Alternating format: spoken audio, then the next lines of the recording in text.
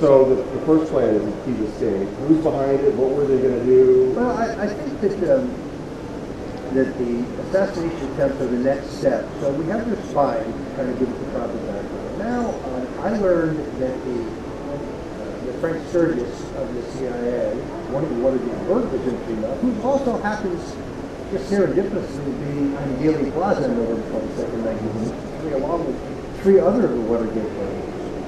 Coincidence? I don't think so. By the way, they also were there at the Bay of Pigs. And they were there in the operation for the attempts to assassinate Castro in the late 50s. They were green-lighted by Vice President Richard Nixon. This is one continuous thread of history.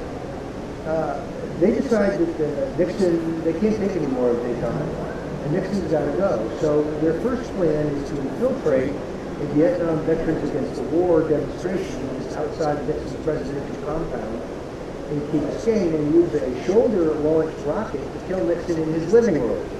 When you look at pictures of the house, which has now been razed, it's not a huge mansion. It's just a kind of a, you know, it's a ranch house. It's a nice ranch house, but it's a ranch house.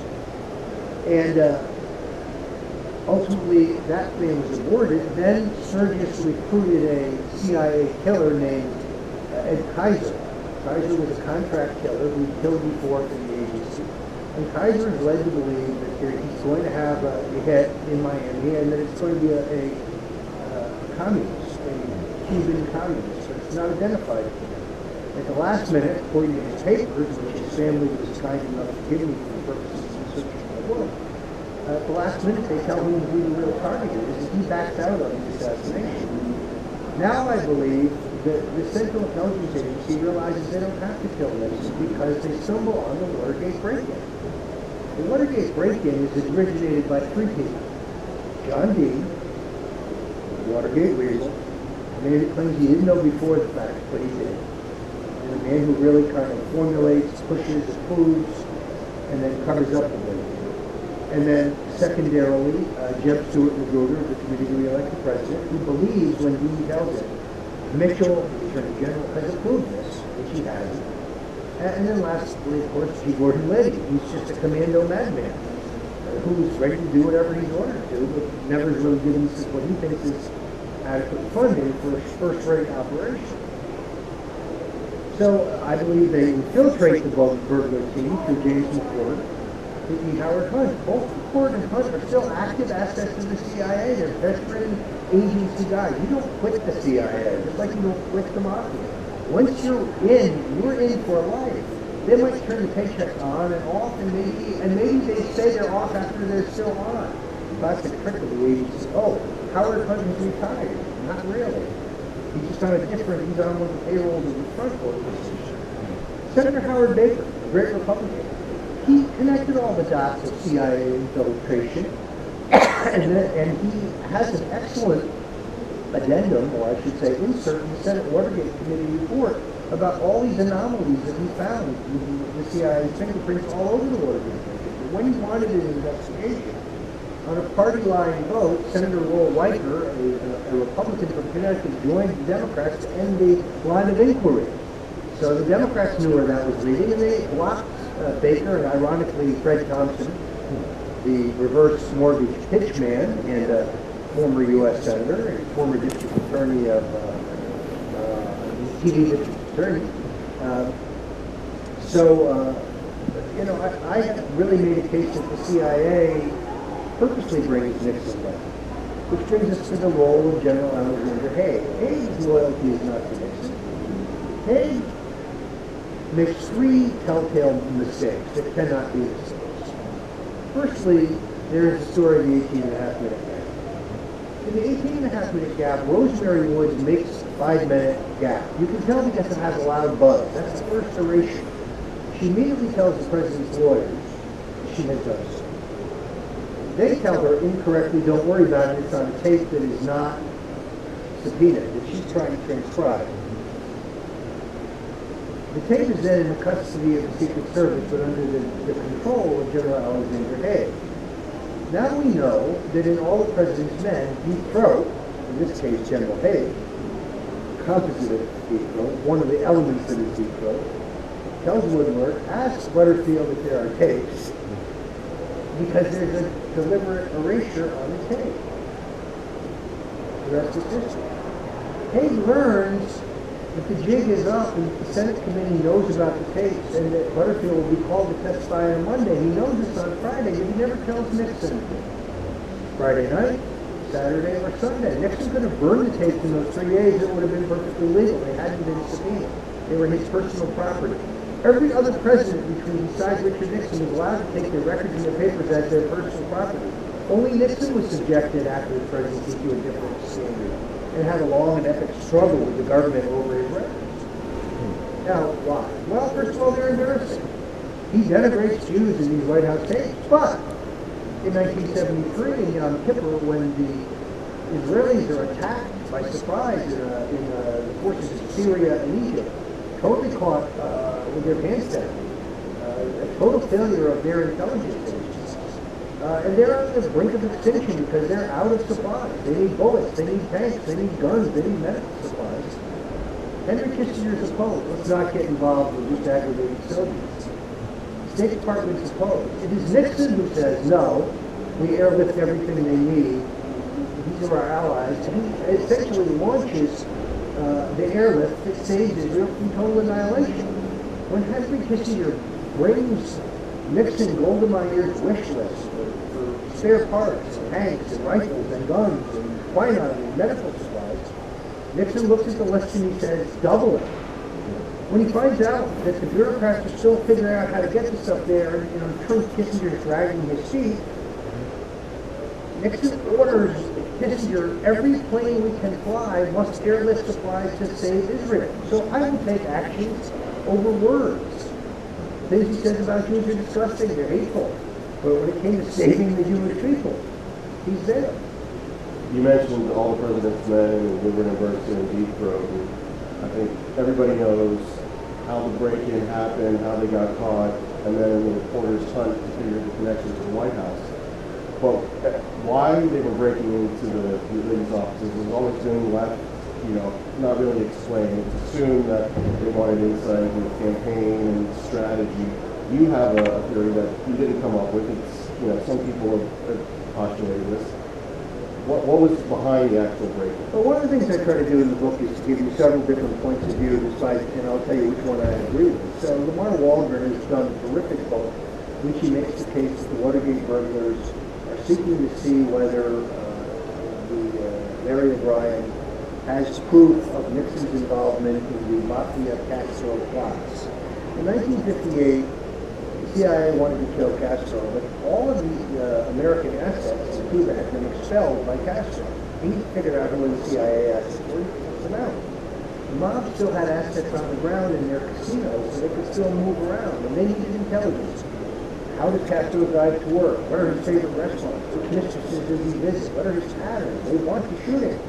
So it is Richard Nixon as vice president who approved the reach out from the Central Intelligence Agency to Sam Giancana in Chicago, and the mob and the CIA team up to kill Castro. Now, Nazism was not good for gangsters.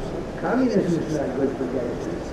The mob helped us win World War II because they realized they wouldn't do well under Nazi domination either. This is not uncommon, but one of Nixon's deep secrets was he was the guy who gave the green light to this operation. And Robert Mayu, an FBI agent who's a very shady character, and in and out of this narrative is Major Domo for the dashing Howard Hughes, the Industrials, depicted by Leonardo DiCaprio in The Aviator. It's a kind of a glamorous tale here as it unfolds, but I don't think that theory is right. Then there's the theory that after the breakup of Howard Hughes secretly hired the Democratic National Chairman Larry O'Brien as his fixer, but O'Brien wasn't registered to lobby O'Brien, so Nixon may have been looking for leverage on O'Brien. That's a second theory. I don't think that's right either. And then there's the call girl ring.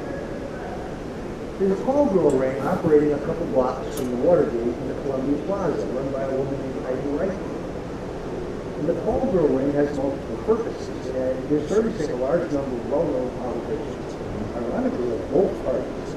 But the CIA also likes this place because it's in the foggy bottom of the diplomatic section of Washington, therefore they're getting a lot of vast embassy employees, a lot of foreign dignitaries, a lot of out-of-town politicians, and so on. And they're the two-way mirrors. Or one-way mirrors. They're filming the action. In any event, there is substantial evidence the Democratic National Committee was using this escort service, we'll call it, this whorehouse, when high-level Democrats came to town.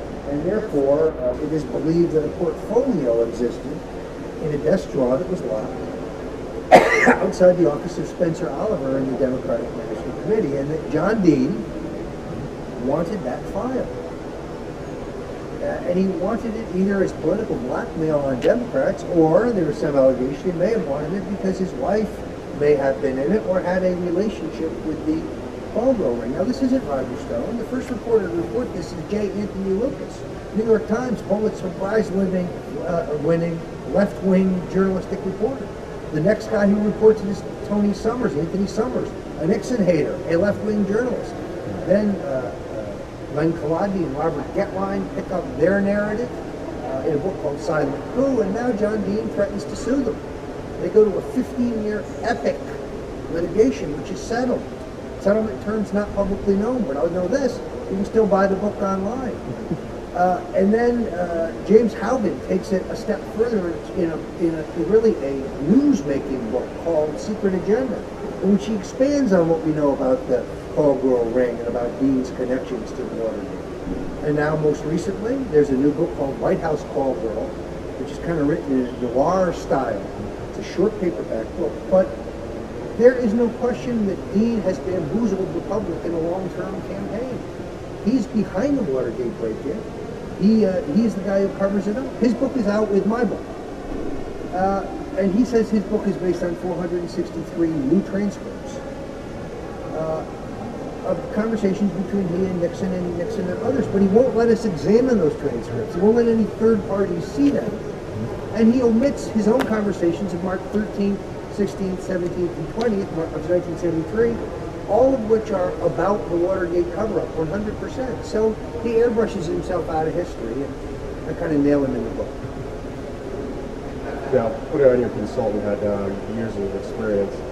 Do you think Nixon could have done anything to save his presidency? Sure, absolutely. First of all, because I don't believe he approved the break-in, he should have fired those responsible immediately. Those being Dean, Liddy. He should have gotten to the bottom of who he wanted and cut his losses.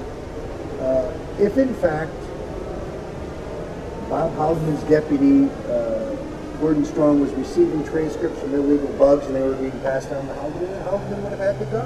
Nixon should have cut the cancer out right away. He should have been angry that anybody would do something so stupid. And then secondarily, he should never have kept the tapes. As I explained, the tapes were his insurance policy in terms of history, but the tapes in the end brought him low. My campaign manager here is furiously waving his hand saying, I think we've done enough. But, well, last thing. There seems to be a convergence of Democrats were after Nixon, even Republicans were after Nixon, and he didn't handle it well. Let's take today with Obama. We've got Republicans chasing him, now we've got the Clintons involved, and the Democrats thinking in 2016. Do you see any parallels between Nixon and Obama right now? Oh, I don't think there's in ways good and bad. First of all, I think it's important to note that in terms of extra constitutional, extra legal actions, Barack Obama makes Richard Nixon look like a boy's boy. I mean, in terms of the slow motion erosion of our civil liberties, this administration is spying, wiretapping, these secret security courts are a joke because they just rubber stamp whatever the government wants. Probable cause is out the window. Our emails are being read, our phone calls are being listened to, they're being saved. I mean, it's a civil libertarian. Where's the left? Where are the liberals? Because Obama is and Holder, I guess, are iconic figures, nobody is pointing out that our rights are being rotted away under their leadership. And then, an article of impeachment against Nixon was bombing in Cambodia without congressional approval. When did Congress approve the bombing in Libya or the bombing in Iraq? Using the IRS against your political enemies? Well, Nixon talked about doing it. There's no evidence he actually did it. This administration is doing it. Nixon's missing 18 and a half minutes of tape. This administration is missing hundreds of thousands of Obamacare and IRS documents, and nobody says anything. So I hate to say the I word because you talk about impeachment. Obama merely uses it for fundraising purposes, but he certainly deserves impeachment. This guy is the worst president in my lifetime, and that with Jimmy Carter, that's saying a lot. Roger Stone, author of Nixon's Secrets, available now at your bookstore and Amazon.com. He's a Broward resident, so we hope to have you again and talk about more of what's going on here in Florida. Gentlemen, thank you. Thank you, sir.